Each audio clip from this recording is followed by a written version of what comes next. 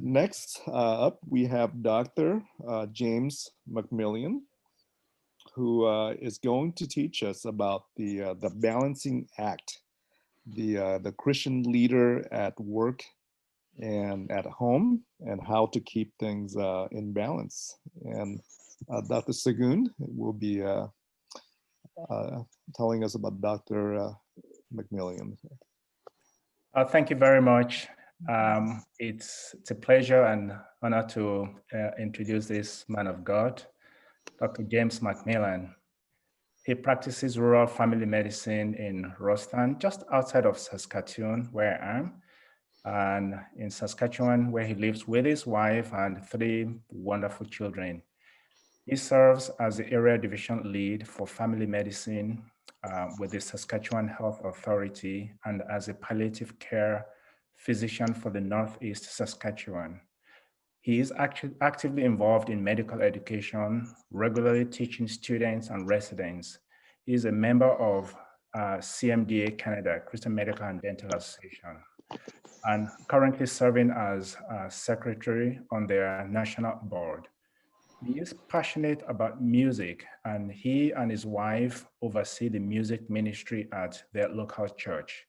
He enjoys reading and is trying to enjoy running. In fact, I have known Dr. MacMillan and his family for as long as we've been in Canada, and every member of his family, including himself, is a talented musician. I wish you could play some music for us today, but time will not permit.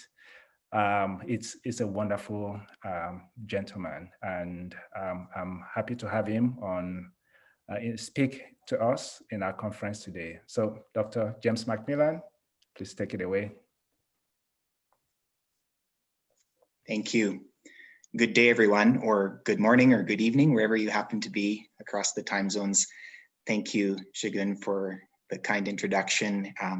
Yes, so I've been a friend of Shagun for many years, and he was a mentor to me when I was going through medical school. I did some rotations in the emergency department, and I remember his patience and grace as I was learning to cast sutures, and I remember him patiently enduring as I was agonizingly slow suturing up a patient, but it was very gracious. So he was a part of my training in medical school and was a great help. He still is a help. I'm just outside of Saskatoon, which is the closest tertiary center, and I have to refer to Saskatoon, and it's always nice when Shagun answers the line and I get to send a patient down.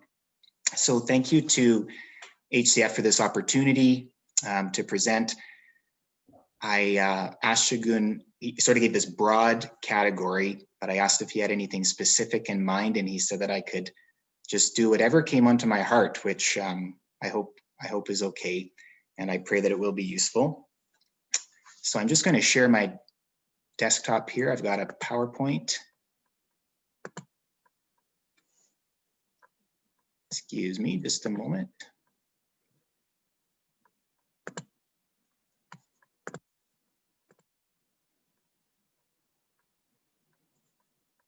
And just confirm, is that working for everyone? Great, okay. So the topic that I've got here today, I've put under the title of Participating with Jesus in the Ministry of Interruptions. And I don't think any of us are strangers to interruptions. Of course, both our personal life and our professional life is always punctuated with interruptions. So just threw up an example of something that might be familiar to you in healthcare.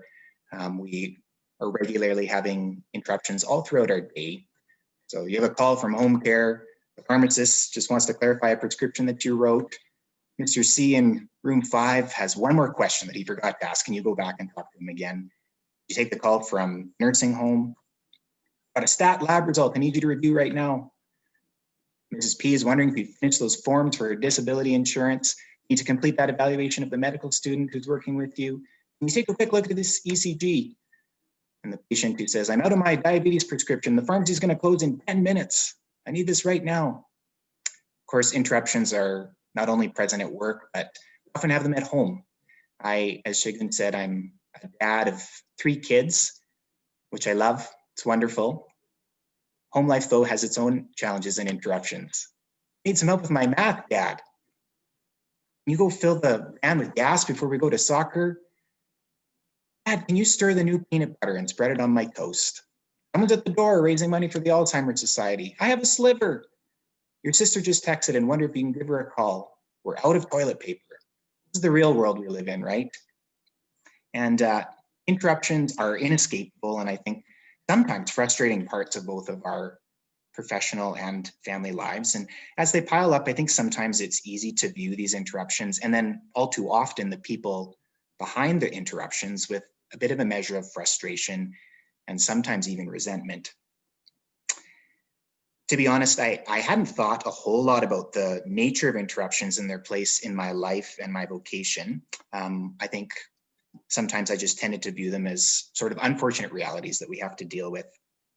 But last year, a fellow church member shared with me, it was a series of 5 prayers that were written by Pastor Timothy Keller, and they were intended to be punctuated through different points throughout the day.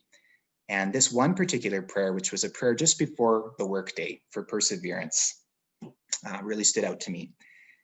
And I commend the Healthcare Christian Fellowship for their emphasis on prayer. I'm seeing that just today with how much prayer is a key component of your vision. And in my talk today, I will be sharing a few prayers, but this one sort of inspired some of what we're going to look through today.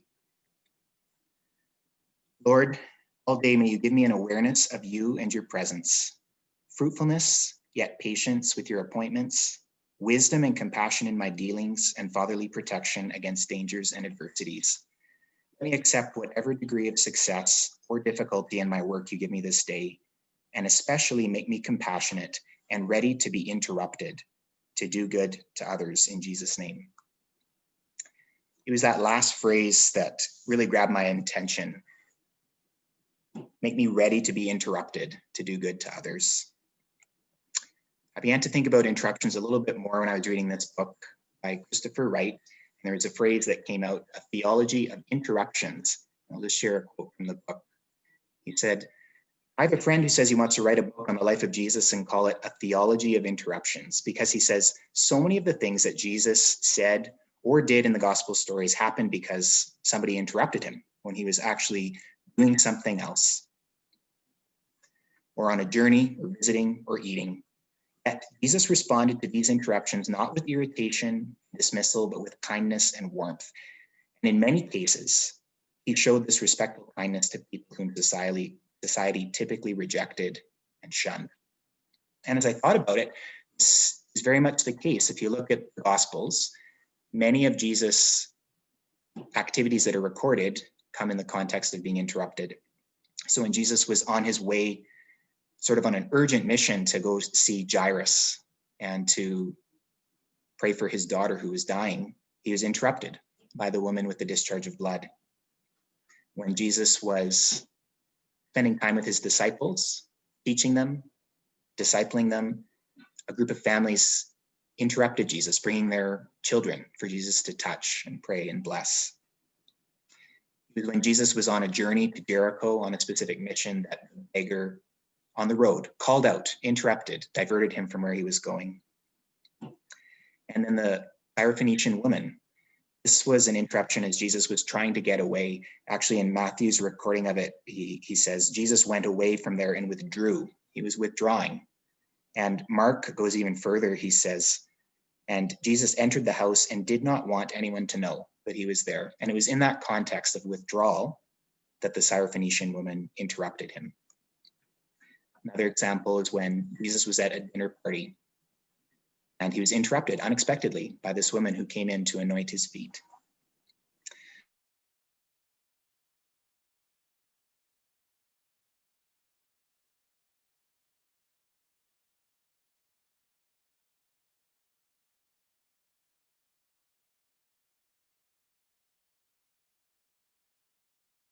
Generally in a negative light, to see them as impediments to my agenda, as diversions or detours from the destination that I had charted for the day, or as inconsiderate intrusions into the meaningful work that I many of the interruptions that we feel are experienced as an intrusion to sort of what we had planned for the day. But this does not mean that they're not part of God's purpose or God's plan for me today. While they might not have been on my agenda, perhaps they were on God's agenda. I think implicit in the assumption that interruptions are always and only disruptions to my agenda is the idea that my life is my own, that I'm the master of my fate, I'm the captain of my soul, as that famous poem says. But of course, that's antithetical to the Christian posture of discipleship, which in 1 Corinthians 6:19 says, you are not. This runs against our culture's celebration of autonomy. Even while we might acknowledge that the idea that we're not our own is an essential part of Christian discipleship, I think that sometimes in our worst moments, we can sometimes only accept it with reluctance or with disappointment. I'm going to share another quote that really convicted me. This is from C.S. Lewis, who part of his ministry was that he wrote a lot of letters to people. And this is from a personal letter that he wrote to someone. He says, the great thing is, if one can, is to stop regarding all the unpleasant things as interruptions of one's own or real life. The truth is, of course, that what one calls the interruptions are precisely one's real life. The life God is sending one day by day. What one calls one's real life is a phantom of one's own imagination. And I think that often what's represented by the interruptions at work and at home are in fact real people, human beings who are made and loved by God. And it's too easy for us to depersonalize these interruptions as just abstractions or impersonal barriers to my agenda. But that call from the home care nurse that I get represents a fellow creature of God, somebody who's made in his image and infinitely valuable. One of the most helpful books I've read in the past several years is this book called Every Moment Holy by Douglas McKelvey. It's a prayer book, but it's an unusual prayer book. It's prayers for occasions of everyday life. So prayers before you shop, before you feast with friends, before changing diapers, before gardening. And it also includes prayers for different professions. He's got one in it, which is a liturgy for medical providers. And it's so helpful, and it's something that I've tried in the last year to pray every day before I go to work. So throughout the remainder of this talk, I want to share just some portions of this prayer, and it gives, again, some expression to what I'm trying to share today. And as we go through it, you can feel free to join in agreement in these prayers. So here's a portion. Let me practice medicine because you're a healing God who feels compassion and extends mercy. Let me practice medicine because you are near to those who are in need, to those who face grief and loss. Let me practice medicine as a willing servant of your redemption, pushing back by means of my vocation the effects of the fall. Let my presence in this place lend a human face to your compassion. Even when my schedule is crammed with appointments, rounds, or duties, let me never view my patients as mere tasks on a to-do list. Give me grace instead to be always, even in our brief encounters, attentive and responsive to the hearts of human beings made in your image. I think God used these encouragements from the authors and the prayers that I've referenced to help me rethink interruption. I would summarize it as, my life is not my own. Interruptions are precisely the mission that God has for me. I want to talk about 3 postures or attitudes that can help nurture this approach: availability, joyful expectancy, and faithful presence. So availability, jump back into the real world. Imagine some of these scenarios with me. So the pharmacist interrupts my charting and calls to double check on a medication order that I've already triple checked. Or that tooth-grindingly slow medical student who's listing the review of systems in agonizing detail while the patient flow is backlogged. My son, who disturbs my nap and wants to describe the details of his latest Lego creation. Or that neighbor who wants to chat about her garden while I'm trying to get to the grocery store for a few last-minute ingredients. How do we respond to these situations? Your Lightheart helpfully explains this concept of availability. He says, the self-enclosed person is hostile to interruption, to the demands and claims of others. Christian existentialist Gabriel Marcel argued that instead of considering others as inconveniences, we should welcome them with an expectant availability. Availability is that aptitude to give oneself to anything which offers. Availability means accepting unexpected situations, not only as gifts for me, but as opportunities to imprint myself on the other who intrudes. This is famous pastor John Newton, who was a pastor, but also a hymn writer. You probably know the hymn Amazing Grace, which was his. And when he was asked how he dealt with the frustration of regular interruptions into his study as he prepared for sermons, this was his response. When I hear a knock at my study door, I hear a message from God. It may be a lesson of instruction, perhaps a lesson of patience, but since it is his message, it must be interesting. Love that. It must be interesting. He's got this joyful expectancy that whatever is coming in as a gift of God must be interesting. Third, faithful presence. This is a concept that was articulated by James Davison Hunter in his book, To Change the World. And we'll go through that a bit. He talks about how the very nature of modern life is fragmented and segmented.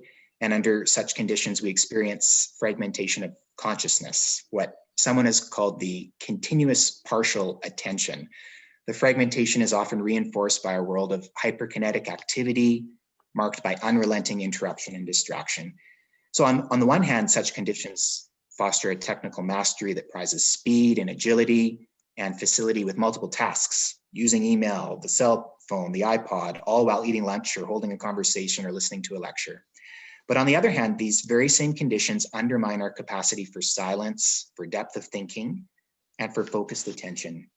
In other words, the context of contemporary life by its very nature cultivates a kind of absence in the experience of being elsewhere. Faithful presence, on the other hand, resists such conditions by the frame of mind that it cultivates. I think this, continuous partial attention, this disconnection, it can lead to us being more in touch or sometimes concerned about distant situations or about individuals or kind of just impersonal abstractions that we read about on the news instead of the people who are right in front of us. There's this famous Peanuts cartoon where I forget if it's Linus or one of the characters says, "I love humanity. It's people I can't stand." We get this idea of caring about things that are maybe abstract or distant. That's a lot easier than caring for the people who are right in front of you right now.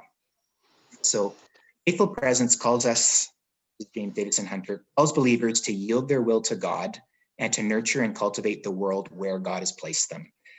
A theology of faithful presence first calls Christians to attend to the people and the places that they experience directly. And faithful presence gives priority to what is right in front of us, the community, the neighborhood, and the city, and the people of which these are constituted. For most, this will mean a preference for stability, locality, and particularity of place and its needs. It's here through the joys, sufferings, hopes, disappointments, concerns, desires, and worries that people with whom we are in a long-term and close relationship, family, neighbors, coworkers, and community, where we find our authenticity as a body and as believers. It's here where we learn forgiveness and humility. It's here where we practice kindness, hospitality, and charity. It's here where we grow in patience and wisdom and become clothed in compassion, gentleness, and joy. This is the crucible within which Christian holiness is formed. This is the context within which shalom is enacted. I'll come back to this prayer. Here's another portion. I would not just be a doctor or a nurse or a medical provider, O God. I would be a minister of your healing and compassion at work in our world. I would be a living witness of your love expressed in a practical care of people. I would be your disciple in this place, at this time, among these people. That's faithful presence. This place, this time, these people. So again, just to recap, this posture of availability, joyful expectancy, and faithful presence, I think will help us to rethink the interruptions. Now, wait just a minute, you might say. Are you Are you suggesting that all interruptions are a good thing? That we should just uncritically welcome each and every interruption that comes into our life? Isn't there something to be said for eliminating distractions, for keeping focus in order to fulfill our mission? Yes, yes. And I think we can look to Jesus as our model. You know, in the same way that we see Jesus' ministry frequently marked by interruptions, we also see Jesus' intentional efforts to withdraw in solitude or withdraw with his disciples for the purpose of rest, prayer, and spiritual rejuvenation. For instance, in Matthew 14, we see how Jesus withdrew to a desolate place by himself. When the crowd followed him there, he taught them, he healed them, he fed them, and then he sent them away and dismissed his disciples as well and went up onto the mountain to pray by himself. So I think Jesus models this life of intentional withdrawal, of Sabbath and of solitude for the purpose of fueling his ministry, to fuel that free and intentional welcoming of the interruptions that his ministry would entail. Another famous and more contemporary example of this pattern of strategic withdrawal is in the life of Susanna Wesley. You might know Susanna Wesley. She was mother, most famously, of Charles Wesley and John Wesley. She had 19 children. Not all of them survived, but her obviously a very busy life, and it was marked by a lot of hardship and ongoing demands of caring for her family. But in the midst of all this busyness, she made time for private prayer and contemplation. That could be hard to do with 19 children, as you can imagine. But to make it clear to her children that this is my time, I'm in the midst of my private prayer, she would take her apron and tie it over her head. And that would be a signal to her children, you got to leave me alone. I'm having my time of solitude here. So I think we need to heed these examples of Jesus and Susanna Wesley in this practice of intentionally and regularly withdrawing from the ongoing and immediate demands of work and family to still ourselves, to rest, to commune with God, and to tend and nourish our souls. My wife recently shared this quote with me, but she couldn't remember where she heard it, so I can't give credit to who said it, but it's good. Embrace solitude for the sake of others, not isolation for the sake of self. Section of this prayer is relevant to it. Lord, let me find also in the midst of such constant need a rhythm of service and rest that will enable my own soul to be tended and nourished, that in the time I spend with patients, I will have a deeper repository of patience and kindness to share with them. Teach me how better to balance my duties and my days so that this work will not make me absent from the lives of my family and friends in church. Let me be well woven into those communities and relationships, enjoying ample time with them, being available to them and caring for their needs, even as I allow them to care for mine. Let me never be so consumed by my vocation that those closest to me suffer negligence.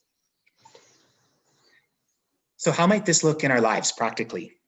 Well, I think that we can intentionally decrease unnecessary distraction and interruption for the purpose of embracing interruption in our vocation. There is a book published quite a while ago that is quite famous called The Shallows, and the subtitle is What the Internet is Doing to Our Brain. And in it, the author, Nicholas Carr, talks about how the internet is what he says, an interruption system. By definition, it's a machine geared for dividing attention.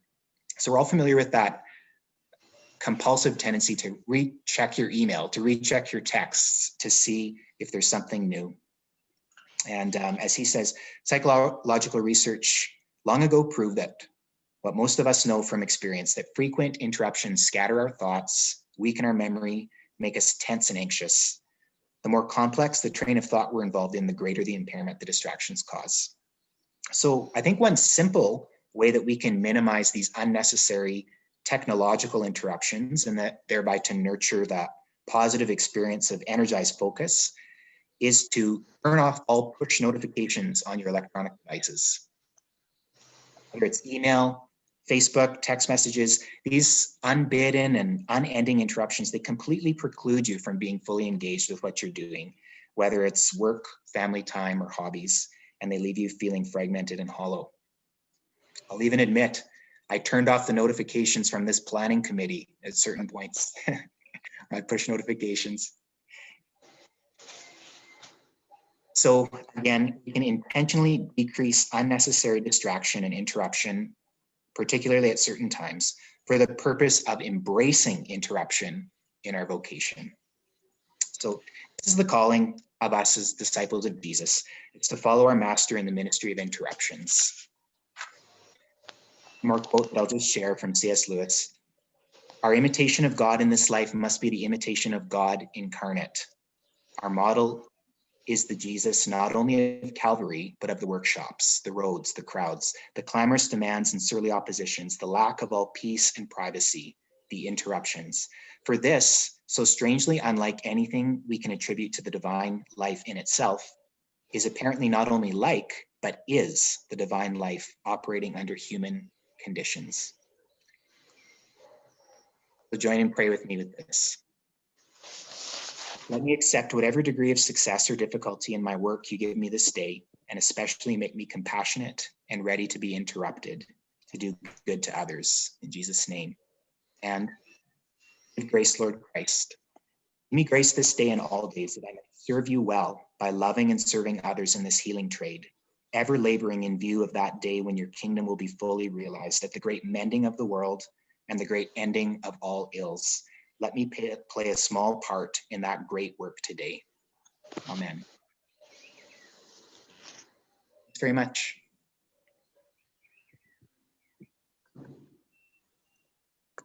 Powerful. Thank you so much.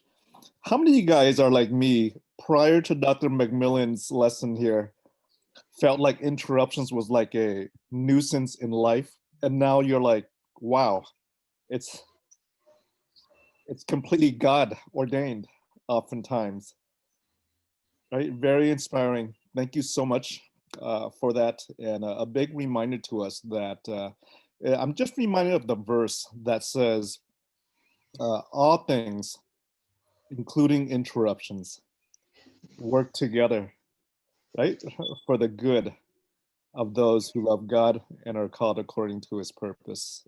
All things includes interruption.